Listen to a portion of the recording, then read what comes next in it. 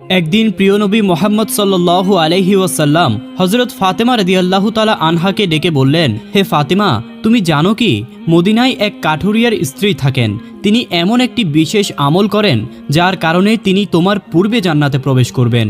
এই কথা শুনে ফাতেমা রাদিয়াল্লাহু তাআলা আনহা বিস্মিত হয়ে বললেন, আব্বাজান, এটা কেমন করে সম্ভব? আমি তো জান্নাতের সকল নারীদের সর্দারিনী, কেমন করে একজন সাধারণ নারী আমার পূর্বে জান্নাতে প্রবেশ করতে পারে? দয়া করে আমাকে সেই নারীর পরিচয় দিন, আমি নিজে গিয়ে দেখতে চাই তিনি কি এমন আমল করেন যা তাকে এত বড় মর্যাদা দিয়েছে। তখন নবী করিম সাল্লাল্লাহু আলাইহি ওয়াসাল্লাম বললেন, হে ফাতেমা, এখন তুমি বাড়ি ফিরে যাও, সময় হলে আমি তোমাকে তার পরিচয় জানিয়ে দেব। মা ফাতেমা রাদিয়াল্লাহু তাআলা আনহা নবীর নির্দেশ মেনে বাড়ি ফিরে এলেন। এরপর কিছুদিন কেটে গেল।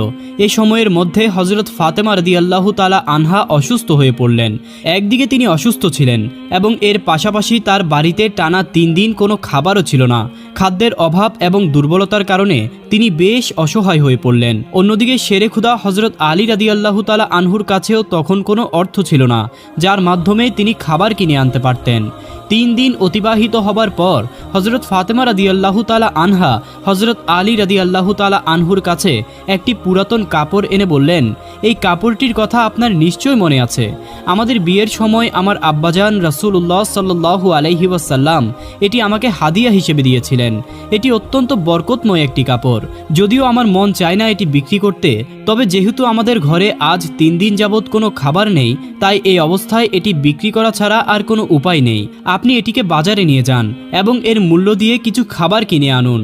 হযরত আলী রাদিয়াল্লাহু তাআলা আনহু কাপড়টি নিয়ে বাজারের উদ্দেশ্যে রওনা হলেন। বাজারে গিয়ে তিনি কাপড়টি বিক্রি করার জন্য অনেক ক্রেতাদের দেখালেন, কিন্তু এটি অনেক পুরনো হওয়ায় কেউ তা কিনতে রাজি হচ্ছিল না। এ অবস্থায় তিনি খুব হতাশ হয়ে পড়লেন। তখন তিনি আল্লাহ তাআলার দরবারে আরজি করে বললেন, হে রাব্বুল আলামিন, এই কাপড়টি এত পুরনো যে কোনো ক্রেতাই এটি নিতে আগ্রহী নয়। আমার প্রিয় স্ত্রী ফাতেমা এবং আমাদের সন্তানরা 3 দিন ধরে না খেয়ে রয়েছে। হে পরওয়ারদিগার, যদি আজও আমি খাবার নিয়ে বাড়ি ফিরতে না পারি, তাহলে আজকেও তাদের না খেয়ে থাকতে হবে। আপনার দয়া ছাড়া কোনো কিছুই সম্ভব নয়। আপনি এমন কাউকে পাঠান যিনি এই কাপড়টি কিনে নেবেন।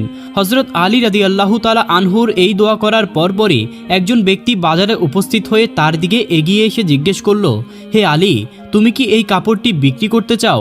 হযরত আলী রাদিয়াল্লাহু তাআলা আনহু বিনীতভাবে বললেন, হ্যাঁ, আমি এটি বিক্রয়ের জন্যই এখানে এনেছি। তখন সে ব্যক্তি বলল, তাহলে বলো কত মূল্যে এটি বিক্রি করবে?